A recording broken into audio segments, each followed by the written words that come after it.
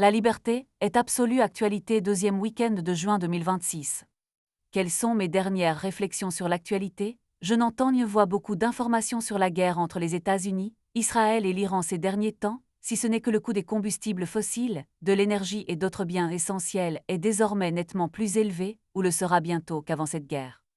J'imagine que c'était l'un de leurs principaux objectifs depuis le début, rendre les gens encore plus pauvres, faibles, dépendants et contrôlables. Donnons-leur un avant-goût du contraire, devenons plus indépendants, plus forts, plus résilients et contribuons à dégonfler leur système parasitaire. Pendant tout ce temps, ils continuent à mentir sur l'économie jusqu'à ce qu'ils ne puissent plus le faire, je suppose. Des temps passionnants et dangereux. N'oublions pas non plus le service militaire obligatoire officiel en Allemagne. La Troisième Guerre mondiale devient sérieuse pour l'Europe. Une fausse opposition à une fausse opposition a, sur ordre de ses maîtres élitistes, rendu le service militaire obligatoire en Allemagne.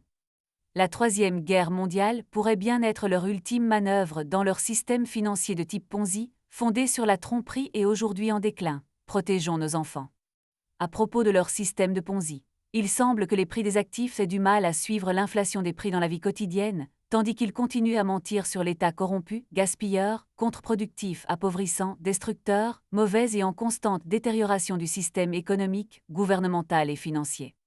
Les rendements obligataires peinent à rester suffisamment bas pour soutenir l'endettement mondial, insoutenable et improductif. La plus grande création monétaire de tous les temps est-elle à l'horizon? Attachez vos ceintures. N'oublions pas non plus leur programme de dépopulation. L'oncologue Angus Dalgleish, il existe au moins 12 mécanismes par lesquels l'arme peut s'insérer dans l'ADN et activer des oncogènes. Il n'existe aucun moyen de contrôler cette technologie. Son utilisation pour les futurs vaccins devrait être interdite et les vaccins contre le Covid arrêtés immédiatement. N'oublions pas non plus leur programme permanent d'empoisonnement par le biais de l'approvisionnement alimentaire. Disclose TV, le Parlement européen doit voter une nouvelle législation introduisant un système à 2 catégories pour les produits OGM sous l'appellation NGT, nouvelle technique génomique.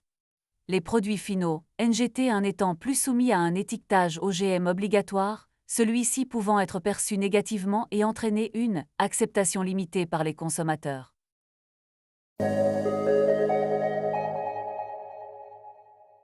La liberté est absolue actualité dernier week-end de juin 2026.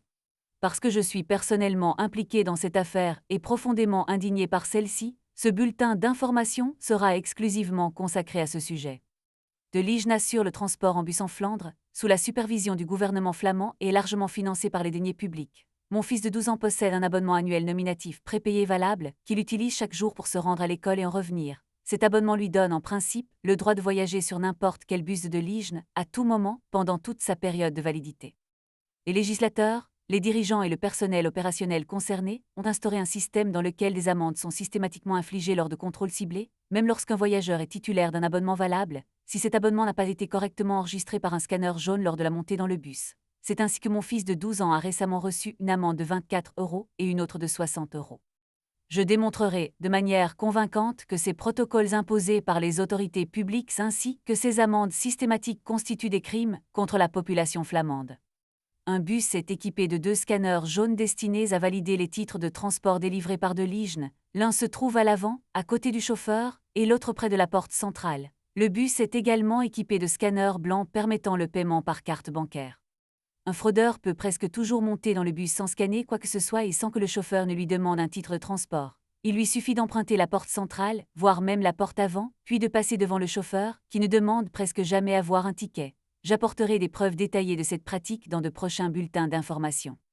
Si, dans un cas tout à fait exceptionnel, le chauffeur demande un titre de transport, le fraudeur répond simplement « Je paierai tout à l'heure avec ma carte bancaire ». Il voyage alors légalement cette fois-là, ou prétend avoir oublié sa carte bancaire et descend du bus. Quel est donc le crime des autorités? Il s'agit d'une violation grave de la vie privée par l'enregistrement systématique et obligatoire de l'heure d'embarquement, du lieu d'embarquement et de l'itinéraire des citoyens, ainsi que de leurs enfants particulièrement vulnérables, alors que cette pratique n'a absolument aucun effet sur la fraude tarifaire.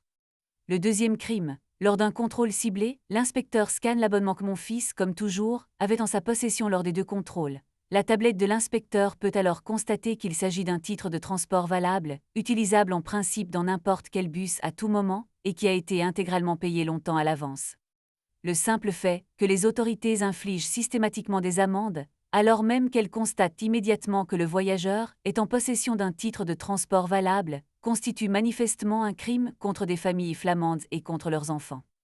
Les autorités ne peuvent tout de même pas sérieusement prétendre que mon fils, qui présente à l'inspecteur un abonnement personnel valable, est un fraudeur. Pourtant, c'est exactement ce qu'elles font.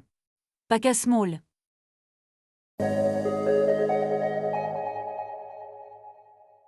La liberté est absolue. Actualité. 3e week-end de juillet 2026. Recours contre les amendes criminelles de Deligne. Permettez-moi de récapituler les 2 abus commis par le gouvernement contre la population flamande dans le précédent bulletin d'information. Deligne oblige, sous la menace d'amende, les citoyens flamands titulaires d'un abonnement à fournir des données personnelles privées à Deligne à chaque montée dans un bus. Ni le scan obligatoire des abonnements à chaque montée ni ces amendes n'ont d'effet sur les personnes qui voyagent sans payer. Deligne prend de l'argent aux citoyens flamands au moyen de ces amendes. Vous trouverez ci-dessous le recours que j'ai récemment introduit auprès du service des amendes de Deligne, boat@deligne.be. Vous avez bien lu, vous introduisez votre recours auprès de l'organisme qui a lui-même émis les amendes. Ils ne prennent même pas la peine de préserver une quelconque apparence d'impartialité. Par la présente, j'introduis un recours contre votre amende. Mon fils de 12 ans a scanné son abonnement en montant dans le bus, mais celui-ci n'a pas fonctionné au moment de l'embarquement. Lorsque le contrôleur qui a infligé l'amende a vérifié l'abonnement, celui-ci fonctionnait, et il a également fonctionné lors des trajets en bus suivants. Il s'est donc produit une sorte de problème technique avec le scanner et ou la carte au moment de l'embarquement. Nous demander de prouver après coup qu'un tel problème est survenu, ou que l'appareil était peut-être même défectueux, est pratiquement impossible et constitue une atteinte à nos droits civils fondamentaux en tant que titulaire d'un abonnement. De plus, le simple fait qu'un contrôleur inflige une amende à un titulaire d'un abonnement alors qu'il a constaté sur place, ou aurait pu constater, qu'il s'agissait d'un abonnement prépayé valable constitue une grave atteinte à nos droits civils fondamentaux en tant que titulaire d'un abonnement. Mon fils ne voyageait pas sans titre de transport valable. Il l'a prouvé avec son abonnement valide au contrôleur, qui a constaté sur sa tablette que celui-ci était valable. Une amende pour fraude au transport est donc totalement injustifiée. Si vous infligez cette amende en raison de votre obligation, totalement inutile dans la lutte contre la fraude au transport, de scanner les abonnements lors de la montée dans le bus, cela constitue également une grave atteinte à nos droits civils fondamentaux en tant que titulaire d'un abonnement.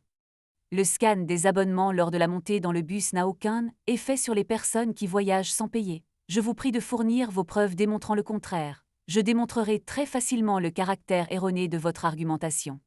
Si vous infligez cette amende afin de collecter des informations de déplacement nominatives, il s'agit évidemment d'une atteinte encore beaucoup plus grave à nos droits civils fondamentaux en tant que titulaire d'un abonnement. En imposant le scan systématique et obligatoire des abonnements nominatifs, vous portez gravement atteinte à la vie privée de tous les titulaires d'abonnements, en particulier celle des enfants vulnérables, des personnes âgées et d'autres personnes vulnérables. À suivre Paka Small.